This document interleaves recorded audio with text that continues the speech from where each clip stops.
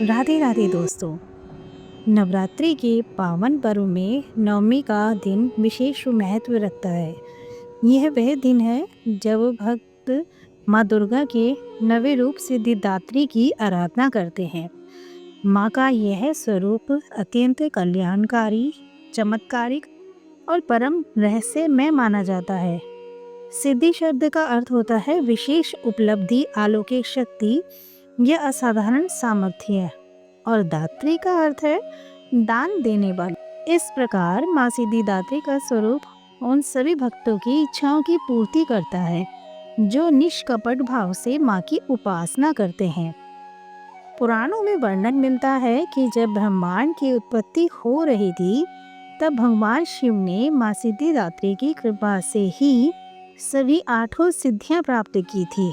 ये 8 सिद्धियां हैं अनिमा, महिमा, गरिमा, लंगिमा, प्राप्ति, प्राकाम्य, ईशित्व और वशित्व। इन सिद्धियों के माध्यम से साधक न केवल अपनी आत्मा की गहराइयों तक पहुंचता है बल्कि सृष्टि की गूढ़तम शक्तियों को भी समझने लगता है। कहा जाता है कि माँ सिद्धिदात्री अपने उपासक को इन सभी सिद्धियों का वरदान देती है।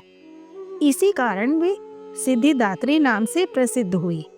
नवमी के दिन भक्तजन माँ सिद्धिदात्री की उपासना करते हैं और मान्यता है कि इस दिन किया गया पूजन नवरात्रि के सभी 9 दिनों के पूजन का पूर्ण फल प्रदान करता है। इसलिए इसे महानवमी भी कहते हैं। माँ सिद्धिदात्री का स्वरूप अत्यंत मोहक और अलौकिक है। वे 4 भुजाओं वाली देवी हैं। उनके दाहिने हाथ में कमल और गदा सुशोभित है, जबकि बाएं हाथ में शंख और चक्र धारण करती हैं। वे सिंह वाहन पर सवार रहती हैं। हालांकि कई ग्रंथों में उन्हें कमल पर विराजमान भी बताया गया है। उनके स्वरूप से दिव्य आभा प्रकट होती है जिससे भक्त का मन निर्मल और शांत हो जाता है। एक पौराणिक कथा के अनुसार जब भगवान शिव ने तपस्या की और माँ सिद्धिदात्री का आह्वान किया तब देवी ने प्रसन्न होकर उन्हें सभी सिद्धियां प्रदान की। तभी से भगवान शिव अर्धनारीश्वर कहलाए, क्योंकि देवी ने उन्हें अपने अंश से आधा भाग प्रदान किया था। यह स्वरूप आज भी शैव और शक्ति पंथियों के बीच विशेष श्रद्धा का विषय है। कहा जाता है कि ब्रह्मा, विष्णु और महेश ने भी माँ सिद्धिदात्री की आराधना करके ही अपनी दिव्य शक्तियाँ प्राप्त की थी। नवरात्रि की नवमी तिथि को अनेक स्थानों पर कन्या पूजन की परंपरा भी निभाई जाती है। इसे कन्या पूजन या कन्या भोज कहा जाता है। मान्यता है कि नवदुर्गों के रूप में पृथ्वी पर कन्याएं ही साक्षात देवी का स्वरूप होती हैं। इस दिन उन्हें भोजन, वस्त्र, उपहार देकर सम्मानित किया जाता है।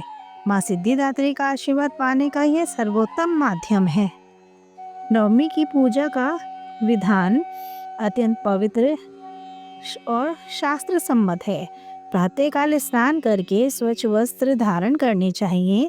पूजा स्थल को गंगा जल से पवित्र करके माँ सिद्धिदात्री की प्रतिमा या चित्र की स्थापना करनी चाहिए। कलश स्थापना और नवग्रह पूजन के साथ नवमी की पूजा आरंभ होती है। धूप, दीप, पुष्प, फल, नैवेद्य अर्पित कर माँ का ध्यान करना चाहिए। मंत्रों के साथ माँ की आराधना करने पर साधक के सभी दोष दूर हो जाते हैं और उसे परम सिद्धि की प्राप्ति होती है। भक्त मानते हैं कि माँ सिद्धिदात्री की कृपा से ही व्यक्ति जीवन के बंधनों से मुक्त होकर मोक्ष का मार्ग पाता है। भौतिक सुख, समृद्धि, आरोग्य और ज्ञान की प्राप्ति भी माँ के आशीर्वाद से होती है।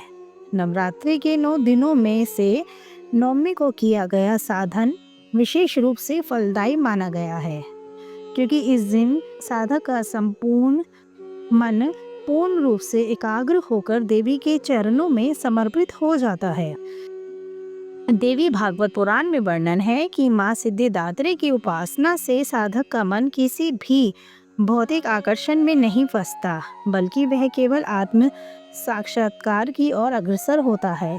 देवी के ध्यान से व्यक्ति के भीतर से अज्ञानता का अंधकार मिट जाता है और वह परम ज्ञान के प्रकाश से आलोकित हो जाता है।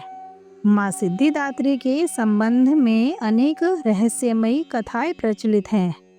एक कथा के अनुसार जब देवताओं और असुरों ने समुद्र मंथन किया था, तब माँ सिद्धिदात्री ने ही सभी देवताओं को वह शक्ति प्रदान की थी जिससे वे अमृत पा सके।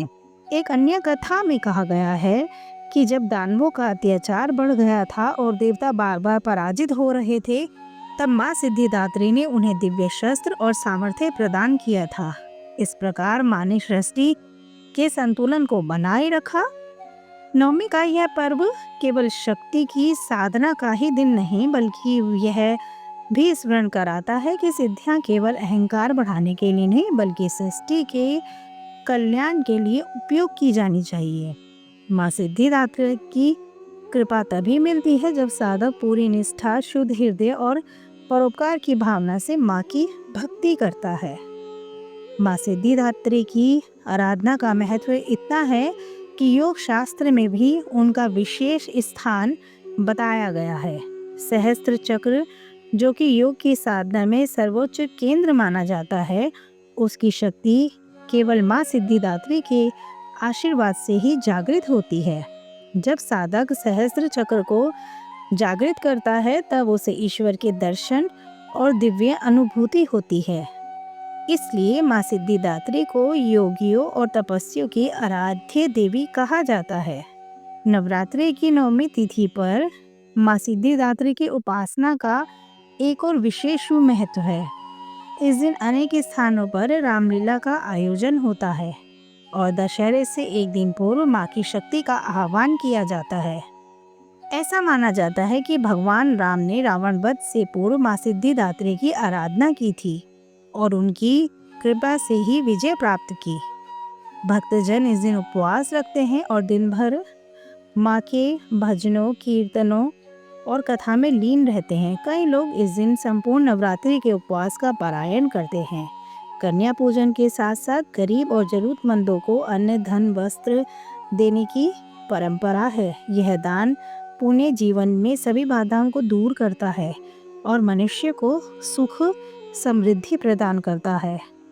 माँ सिद्धिदात्री की कथा हमें यह संदेश देती है कि जब साधक पूरी श्रद्धा से साधना करता है, तब देवी स्वयं उसकी सभी इच्छाएं पूर्ण करती हैं, चाहे वह भौतिक सुख हो, आध्यात्मिक ज्ञान।